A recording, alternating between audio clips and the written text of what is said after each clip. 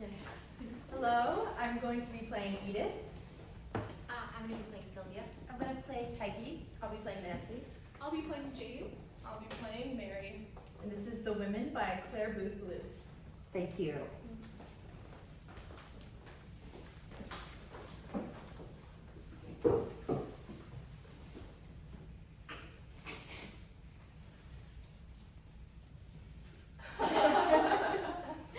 So, I said to her, what do you expect me to do?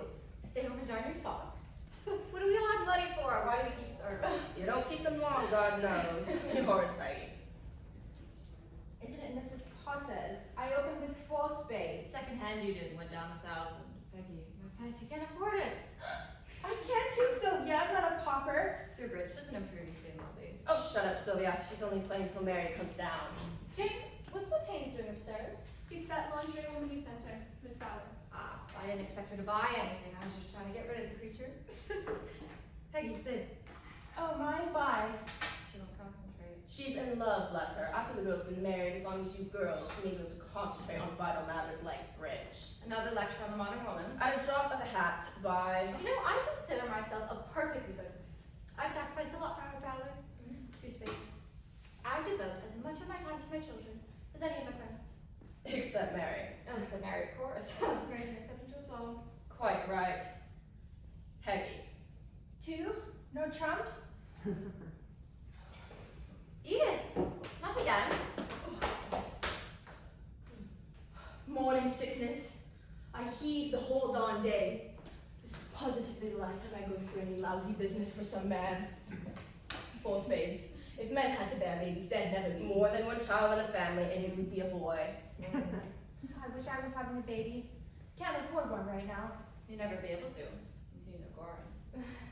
Honestly, Edith, why did you choose Slam? Oh, I've got to go on swallow. Wait till you've had 4, Peggy. You wish you never made it past the bees and the flowers. Poor, frightened, bewildered Madonna. You know, I'm devoted to Edith Potter. But she does get me down.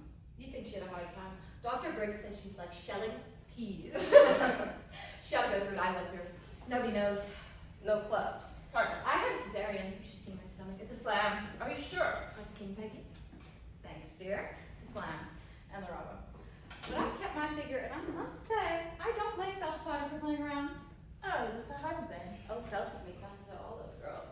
I do think it's bad taste for a man to try to make his wife's friends, especially when he's bald and fat. I told him once, Phelps Potter, I said, the next time you grab at me, I'm going straight to Edith. And did you? Well, certainly not. I wouldn't say anything to her Edith for the world, and besides, it isn't necessary. I'll say one thing for Edith. She's not as dumb as some of my friends. She's on to her husband. Is she on to her? What do you mean? I mean, if you could only hear the things that she talks about him. Listen, Peggy, do we know how men talk about us when we're not around? I've heard rumors. Exactly. Peggy, you haven't been married long enough to form a realistic opinion of your husband. Well, if I had one, I'd keep it to myself. Do you think I would tell anybody in the world about the quarrels me and John have over money? I'd be too proud.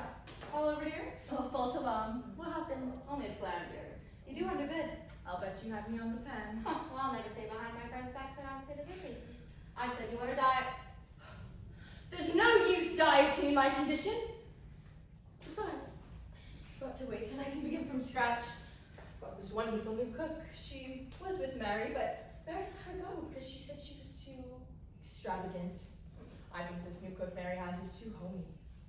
Watercress. I'd rather eat my way across the front lawn. I think Mary's gone off the marriage this winter. Have you noticed those deep lines here? Smiling lines, tragic, aren't they? Perhaps they are. Maybe a woman's headed for some trouble when she begins to get too smug. Smug. Do you mean happy?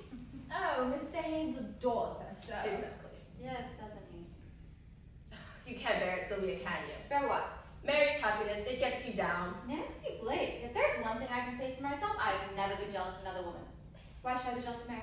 Because she's contented. Contented to be what she is. Which is what? A woman. And what in the name of my revolting condition am I? Female. Really? Oh. And what do you bet? When nature pours, I'm a virgin, a frozen asset. I wish I were a virgin again. The only fun I ever had was holding out on Phelps. Nancy, you ought to thank God every night that you don't have to make sacrifices for some man.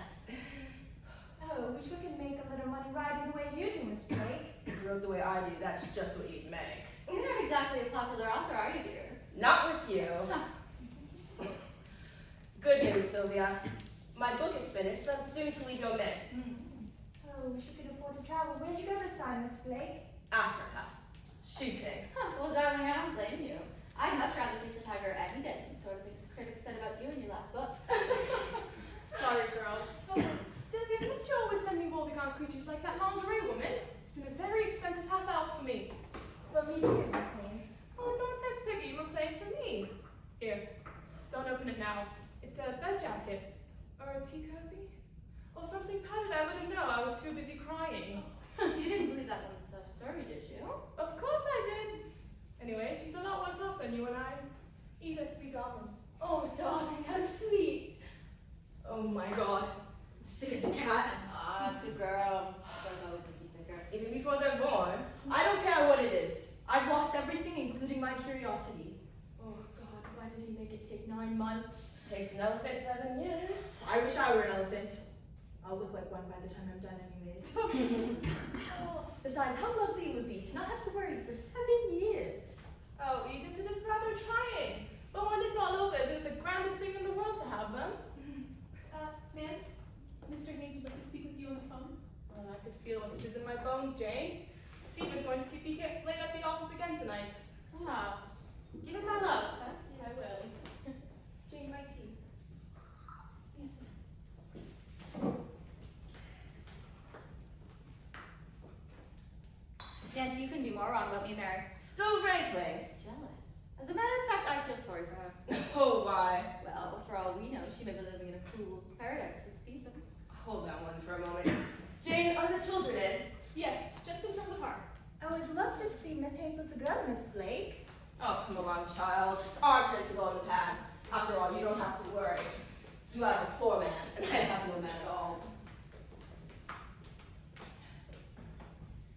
Positively the last time I came to with Nancy. Surely this is a chance to get in a deal.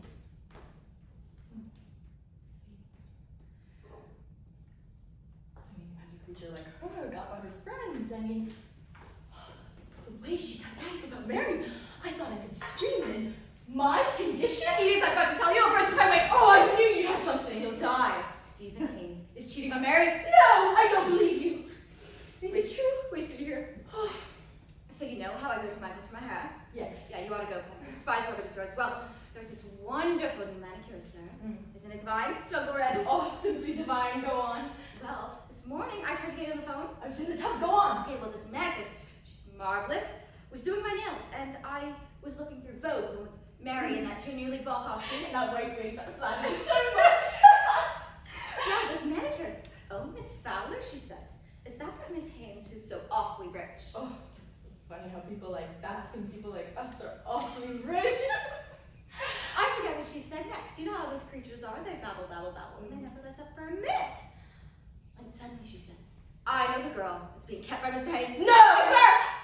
Is this someone you know? No! Oh, that's what's so awful about it. I mean, it wouldn't be so bad if Stephen had picked someone from his own class, but a blonde floozy. Ugh. How did Stephen ever meet a girl like that? I don't never meet girls like that. It's what they live for. The rats. Ugh. But, Oh, I can't go into all the details now. But they're already fantastic. oh. Do you suppose Mary knows? I mean, no, Mary's the kind who couldn't help showing it if she knew. She has no self-control. Mm-hmm. I mean, she's bound to find out. If a woman has any instincts at all, she feels when her husband's off the farm. I know I would. Of course you would, darling. Mm. Not Mary. If only there was some way to warn her. Sylvia, you're not going to tell her, are you? Well, certainly not. I'd die before I'd be the one to hurt her like that. Couldn't someone shut that manicurist up? A good story like that? A lot of girls carry his life their own. Isn't it a dirty trick? Isn't it foul? I mean, it's not as only Mary's friends do. We could keep our mouths shut. Oh, I know plenty about my friends' husbands that I'd never breathe. So do I. Anyway, the whole thing is disgustingly unfair to Mary. I feel so sick about it, just knowing about it. Ugh. I adore I Mary. worship her. She's my dearest friend in all the world. Oh, feeling better, Sylvia. Meaning what? It must have been a choice piece of gossip. People look so relaxed. Nancy, were you listening at the door? Oh, we were at the nursery, Miss Fowler. Oh. Well, how is Stephen, the old dear? Did you give him my love? I did.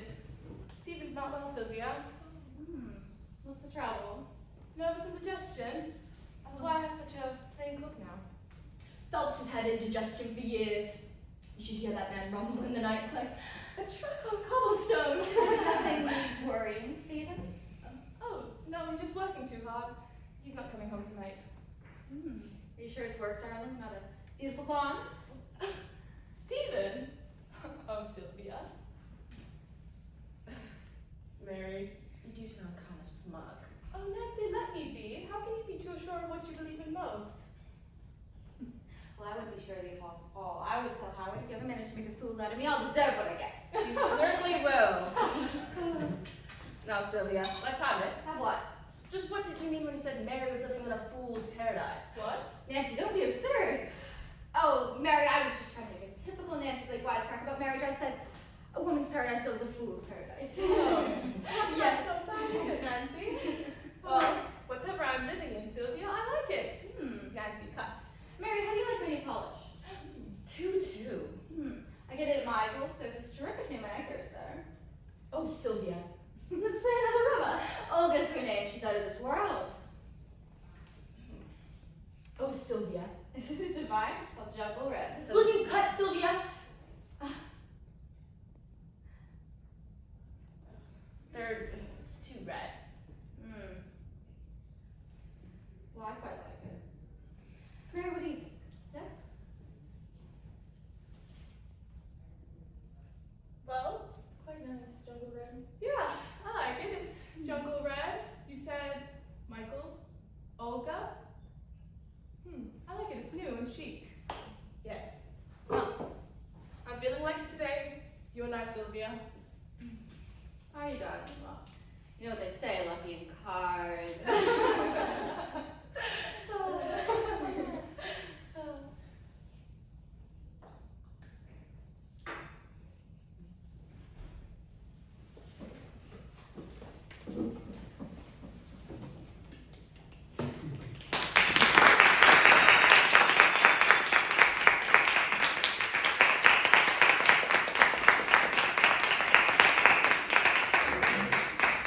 Thank you. Next scene, please.